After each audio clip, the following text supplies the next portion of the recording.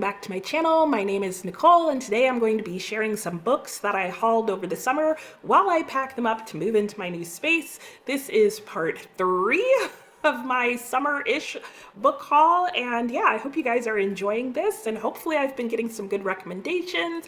As in the last 2 videos, same day, same outfit. So what can I say?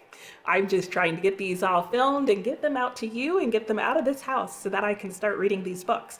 Also, I should warn that because they've been kind of hiding out in this like cabinet slash coffee table, I haven't seen these books in quite a few weeks, and some of these books I hauled as early as June, and so yeah, I'll do my best to describe what they're about and if I recall why I hauled them.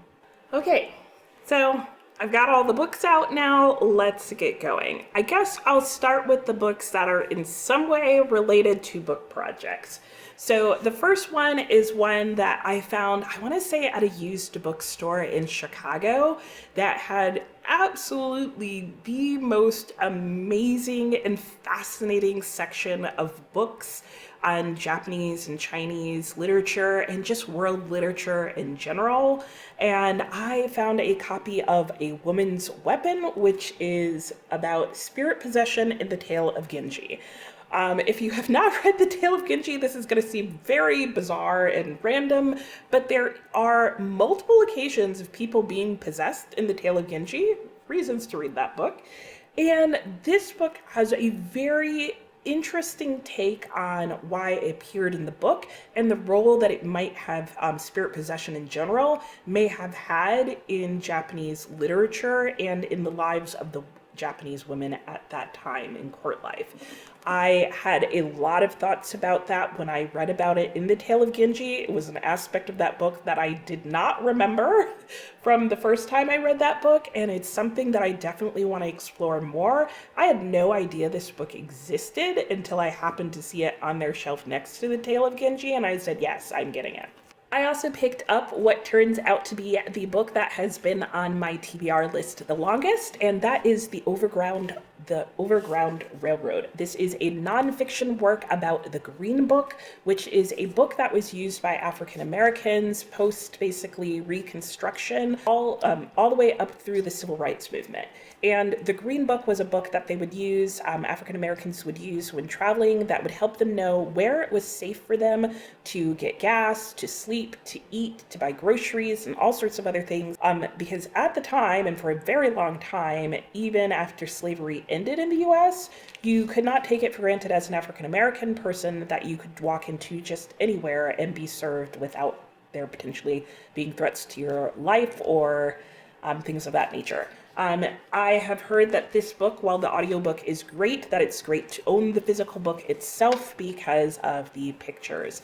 And she goes through and talks about the different locations in this book. She made an effort to go and visit, I believe, all of them that are still open. The book, from what I can tell, does seem to be divided by region, I think. So I may start in the area that I'm in and see if there's any local places that I can go to. Or I'm definitely going to be referencing this as I go and travel myself over the next couple years, because I do think it would be really fascinating to go and visit some of these places, particularly the ones that are still open today. I read Oblomov recently and absolutely loved that book. Thought it was a very fascinating discussion about just like apathy and its role or lack of role in life and what it means to really be alive and living. And when I was reading that book, I was describing it to Nell at Nell Diamond Loves Reading. Nell, what's your actual channel name? I'm subscribed to you, so I just go to it. Anyway, she mentioned that it reminded her of this book, My Year of Rest and Relaxation. And Nell, I forgot that you mentioned not to buy the book. She said she thought this book was just okay and didn't like the ending. And so I had concluded the discussion with her by going, got it, get it from the library. Did I do that? No, nope, I didn't. So here it is. But that's okay, because since I have heard multiple people mention that they think that Oblomov and my description of it reminded them of this book, and I've also heard that multiple people don't like it, I think this is a book that I kind of want to annotate to really get into what my thoughts are on it. Along the same lines, I read another book earlier this year that I didn't like that led me want to read a book that I think I would like better, and that was And Ladies of the Club. Super long, 1,430 page long historical fiction that I just didn't feel like met the author's intended purpose. Her book, Helen Hoover Santmeyer's book, was supposed to be sort of a response to this book, Main Street by Sinclair Lewis. And this is a satire about small town life in the US, basically during the Victorian/Edwardian period. And Helen Hoover Santmeyer did not like what Sinclair Lewis had to say about small town life, so she wrote her book. I thought her book was a fail. I DNF'd it 900 pages in, and I'm hoping for some redemption in this story. I have read a bit about the description of this book, and I can definitely see how the two books are similar, so I do plan on comparatively reading this novel. I have a little stack here of science fiction, so let's go through that. I picked up Titus Groan by Mervin Peake. I hope that's how you say the first name. This is the first book, I believe, in the Gormenghast series. I believe it's a series of 3 books, and I have heard a lot of very fascinating things about this novel, just including its influence on science fiction. I believe it has sort of fantasy, and I believe it has, flights of Gothic imagination. So to me, the idea of a fantasy novel that gets a bit into the Gothic feel and apparently was very influential on the fantasy genre in general, I can't wait to read this.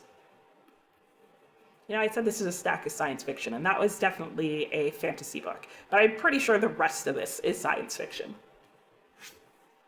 I picked up this book called The Time Regulation Institute. This is a work translated from Turkish, so it also fits into my goal of reading more globally and also reading more translated works. And this is supposed to be an allegorical masterpiece. At its center, Hayri Erdal is an infectiously charming anti-hero who becomes entangled with an eccentric cast of characters: a television mystic, a pharmacist, a dignitary from the lost Ottoman Empire, and a clock whisperer. Like, what's not to be fascinated about that? And the premise of this book is really good as well, but I won't get into that today because you can see the stack behind me. Earlier this summer, I read Parable of the Sower and was super impressed by it and absolutely loved it. And the only part that I didn't like about it was I did not have my physical copy of the book on me because I wanted to annotate that. It was one of the few series that I've read this year that as soon as I was done, I knew for sure I wanted to read the next book in the series. So I made sure to pick that up, Parable of the Talents by Octavia E. Butler, and I can't wait to get into this. I'm not going to talk anything about what either part of these books are about. You can go back and read my, or listen to my weekly reading wrap-up on that one, on the Parable of the Sower, and I talk about what that book is about. I myself am not even going to read about what happens in this book. I have some ideas, but it would definitely spoil the first book if I told you. This next sci-fi work is a dystopian, and it is part of a trilogy, and I have the first 2 books, partially because I became really interested in the second book and bought that, and then found out that it was part of a series, so then I had to buy book 1. And let me talk about what this is about in brief. So this series is going to be hard to read on multiple levels, but it is basically a dystopian novel that is surrounding a pandemic or some sort of like illness outbreak and is set in Detroit. And all of those things had me very fascinated. I feel like I never hear about books that are set in Detroit.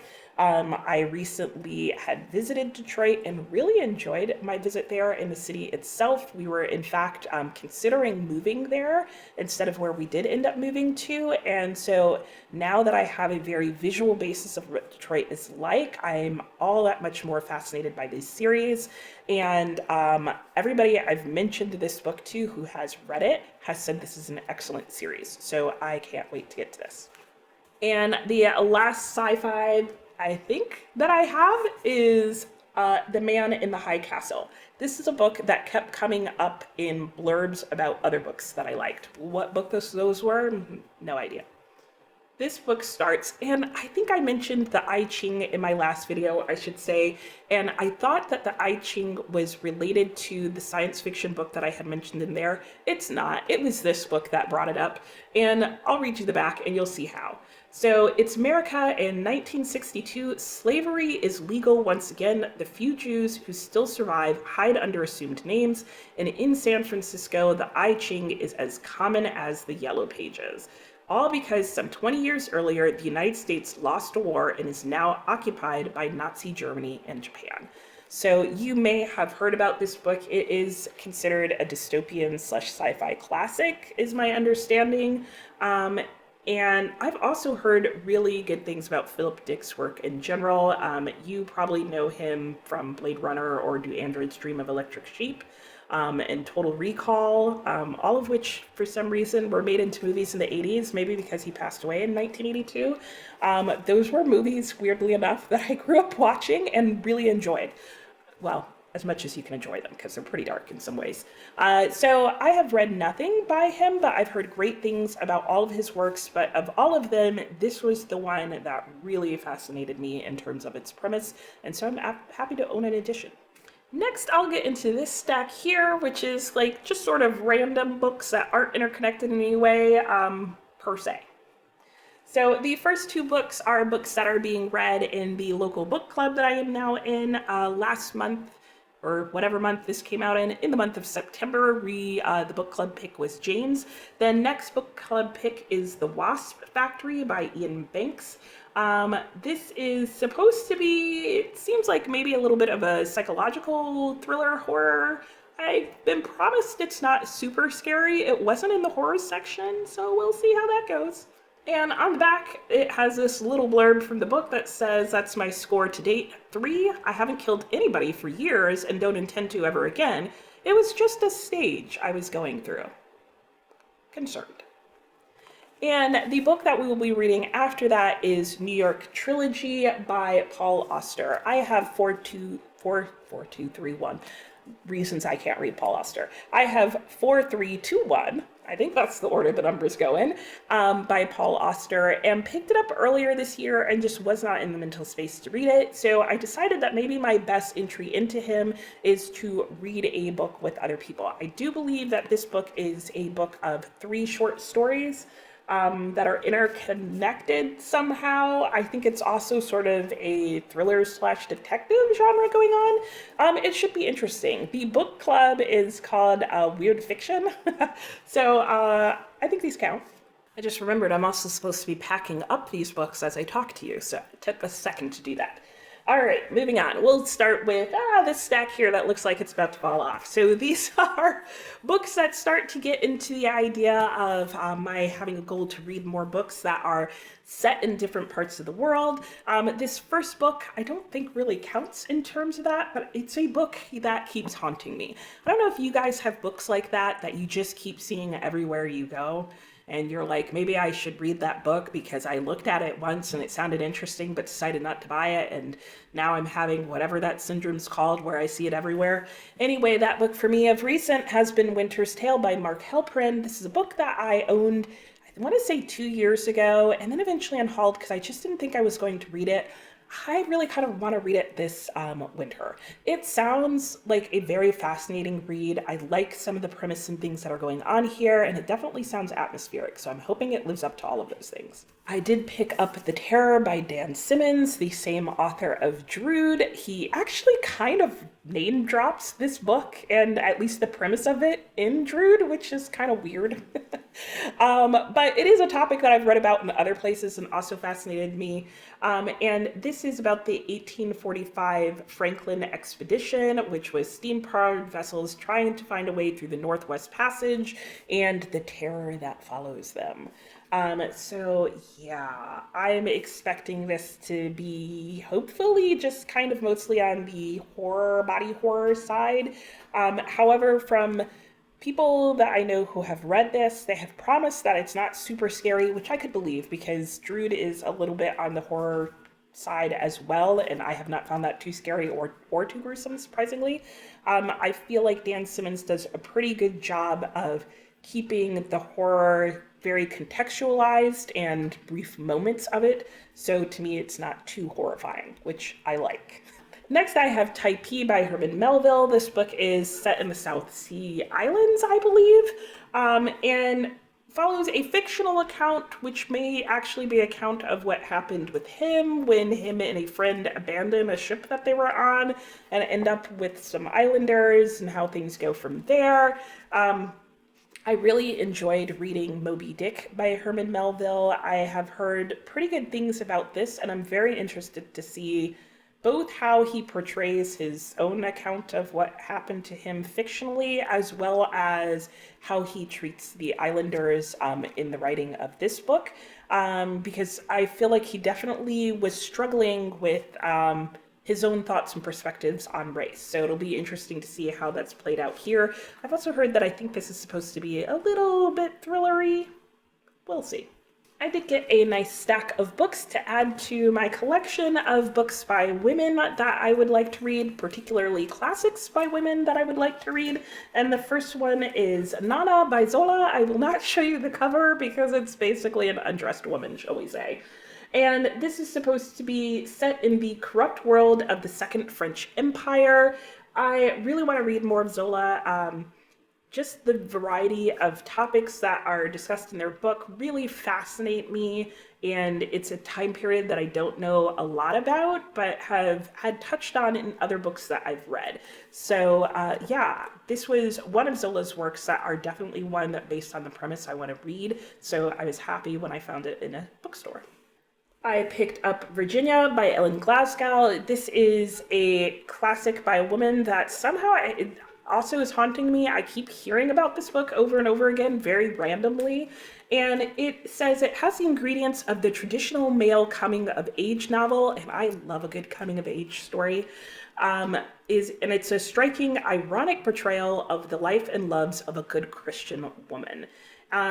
So it's supposed to have, like, a little bit of the classic Christian woman at the time, but also her being disillusioned with that idea, so it should be an interesting read.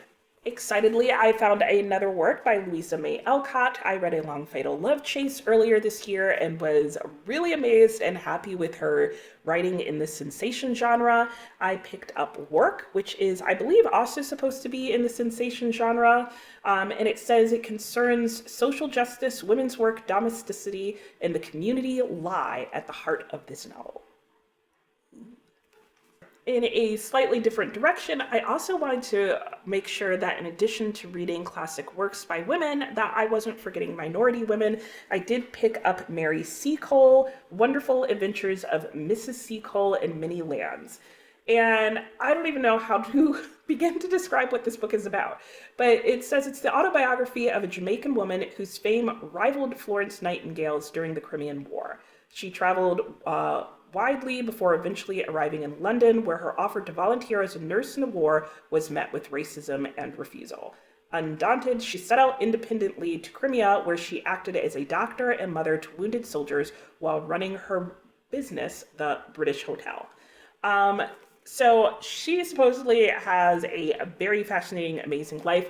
I've heard mixed things about this book and the writing in general, so we'll see how it goes, but I've got high hopes.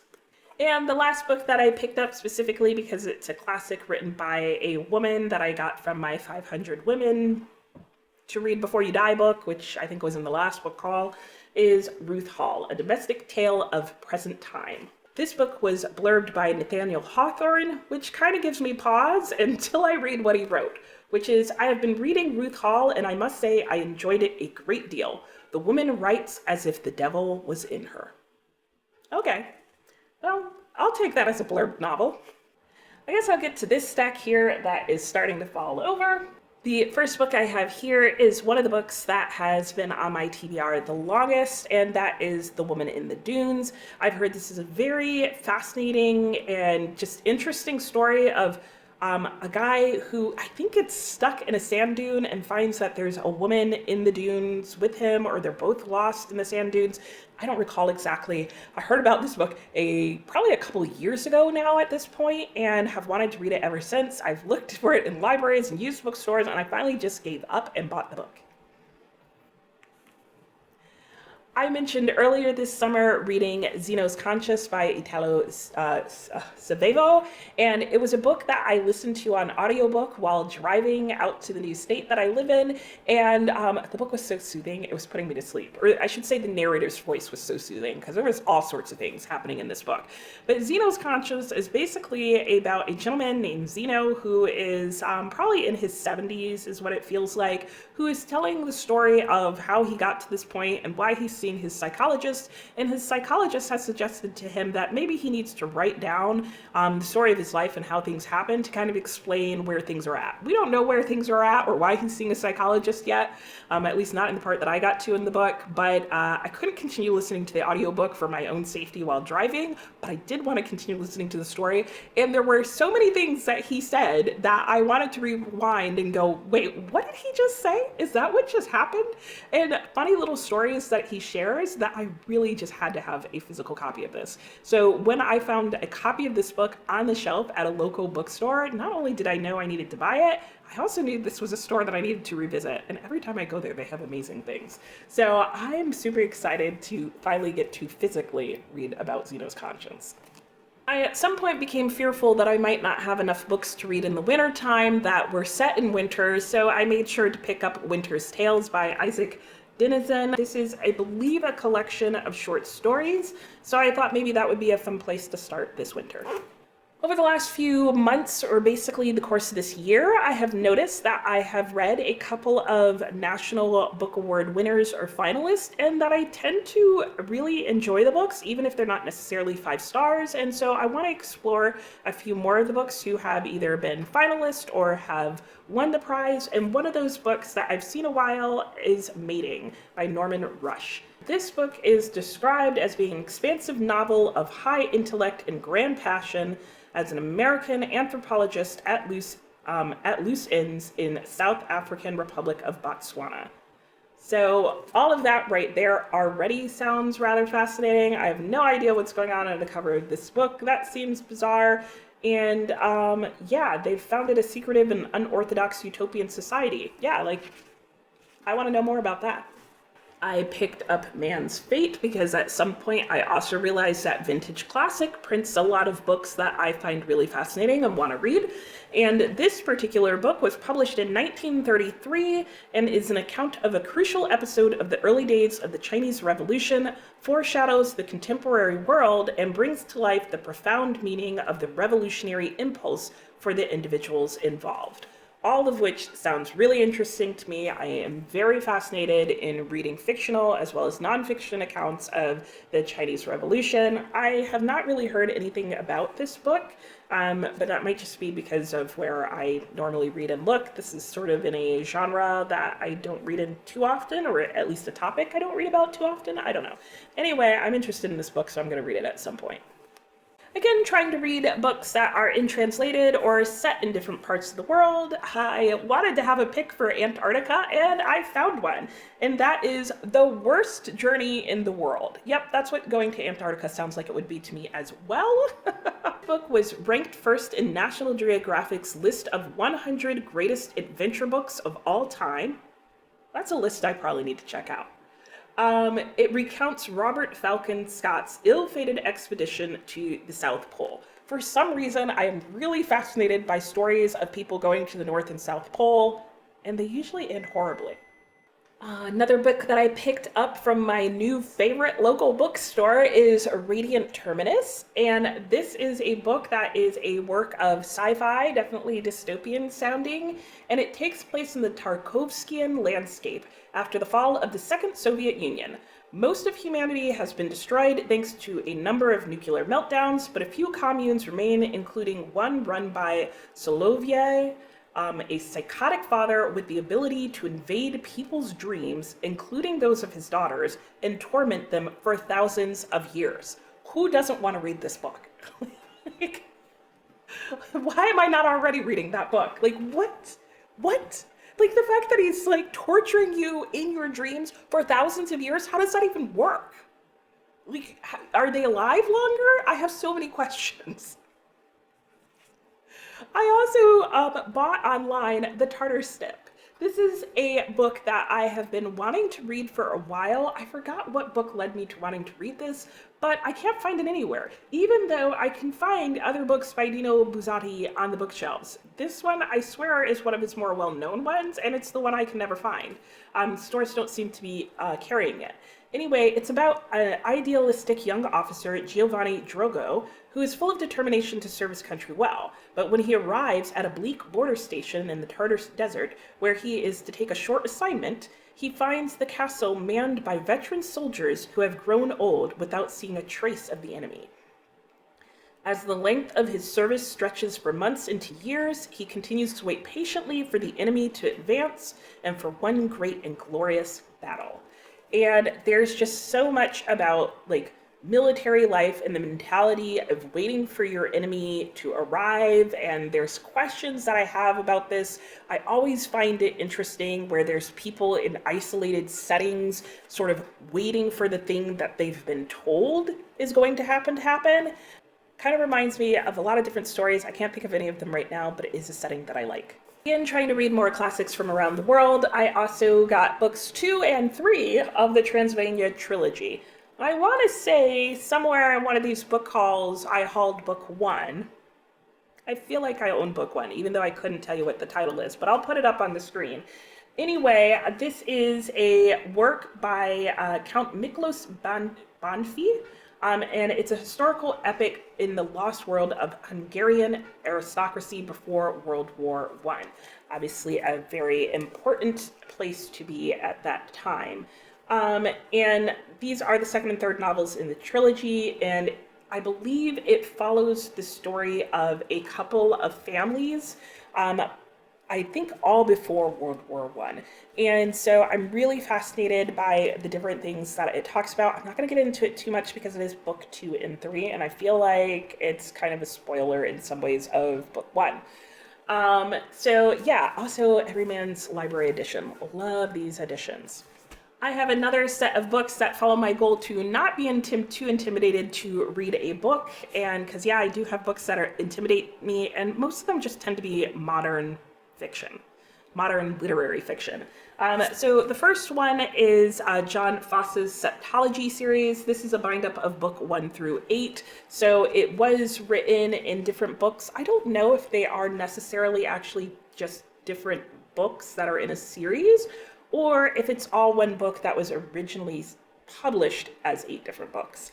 I guess I'll figure that out, but this is also a work in translation. I know very little about what this is about. I've heard some good things, but I do also know that I believe it is stream of consciousness, which is, yeah, I'm intimidated by that. Not intimidated as in, like, afraid to read it. It's just a style of writing that I'm not a huge fan of, but I'm trying to get over that because so many people seem to enjoy it. So yeah, I want to get on that train. I picked up The Savage Detectives. I think I mentioned this in my video where I talked about the New York Times list, and that this was one of the books that was on that list that I own. So here it is. Another translated work I have is Solenoid. I heard a lot of great things about this book when it came out in translation, and it did win at least the Los Angeles Times Book Prize. And yeah, I've heard nothing but good things about this book, but it's by people who like to read very difficult books. So again, I'm trying to get over my thing of not reading and sticking with books that are difficult in style, and hopefully this will be one that helps me break that. Another book that I picked up that kind of fits into that category of difficult books to read. This book I don't think will be difficult to read in and of itself. It's just a very long book, and that would be The Saltweed Factor. This book is set in the late 1600s and recounts the wildly chaotic odyssey of hapless, ungainly Ebenezer Cook. sent to the New World to look after his father's tobacco business and to record the struggles of Maryland colony in an epic poem. So I'm definitely getting Homer the Odyssey vibes from this, but in sort of a New World America kind of setting. And but that's not actually what drew me to be very fascinated by this book and interested in reading it. It was actually this next part, which is he experiences captures by pirates and Indians, the loss of his father's estate, love for a farmer prostitute, stealthy efforts to rob him. I'm not going to say of what, because that'll be a spoiler. And an extraordinary gallery of treacherous characters. So it's really the adventure aspect of all the different people that he runs into that makes me really excited to read that book. And sorry, I think I shook the camera a little bit. In fact, I've got some stacks building up over here that I'm really supposed to be packing in a box, so break. I did pick up a copy of The Sun in Splendor. Somebody, I think during a reading sprint, mentioned to me that Sharon K. Penman writes really good historical fiction. This is one that I've heard about for a while and have been keeping an eye out for, but just didn't see it, and I wasn't sure if I was going to like it, so I didn't want to buy it used. My library doesn't have it. Found it at a used bookstore and said, yes, thank you. I also picked up The Suicide Museum. This is a book that I bought new using some birthday book money that I had. In fact, quite a few of the new books were using money that I got for my birthday. So like I said, some of these are books that I hauled way earlier in the summer. This would be one of them. And this is described as an expansive, engrossing mystery for fans of Gabriel Garcia Marquez, Margaret Atwood, and Bill McKibben. And it is supposed to follow the story of two men who are trying to uncover the truth of Salvador Allende's, late president of Chile, if you didn't know that, like I didn't, and discover whether his death was by murder or suicide following the coup. And fortunately, the print in this is fairly large, even though the book is about 650 pages. The entire premise of this book I won't read right now, but sounded really fascinating to me and a little outside of my normal reading genre, so I decided to give it a try. And the last 4 books that I have, I believe, are all in translation and are all global picks. Again, trying to read more books from around the world. And those would include Paradise. And this was actually the finalist of the Booker Prize in 1994. It's the story of an African boy's coming of age. Again, love a good coming of age story. Tragic love story and a tale of corruption of African tradition by European colonialism. And it is set in pre-colonial urban East Africa. And yeah, the author is born in Zanzibar, and I believe I got this off of a recommendation list and was really surprised to actually find it at a used bookstore. Another book that's been on my TBR for a while, when I first started looking up books that were like classics or well-read and well-loved novels from around the world, is Mehmed My Hawk. This is also a book that I believe a viewer recommended to me, and I was super surprised to find this New York Review book edition in great condition at a used bookstore. And it is a tale of high adventure and lyrical celebration, where a kind-hearted boy grows up in a desperately poor mountain village whose inhabitants are kept in virtual slavery by the local landlord. The author lives in Istanbul, but was born into a Kurdish family in a village in southern Anatolia, and I believe that may be the general area that the book seems to be set in. I also, on a very spontaneous whim, because believe it or not, all these other purchases weren't on spur of the moment. They were books off my TBR list, but this one was not until I saw it, and then I added it to my TBR list, was My First and Only Love. And this is translated Palestinian fiction and is about Nidal, who after many decades of restless exile returns to her family home in Nablus, where she lived with her grandmother before the 1948 Nakba that scattered her family across the globe. So this is a work of Palestinian fiction as well as immigration, and I believe is going to touch on a lot of different aspects of Palestinian life, as well as just things that were going on in the country, I'm guessing from the 1950s forward. And yeah, it just seems like it's really beautifully written, also gorgeous cover, and came really highly recommended at favorite bookstore in the world. And finally, in the library bookstore, I found this humongous chunker of a novel that fit really well into my desire to read books from different parts of the world. And that is Mart to 10.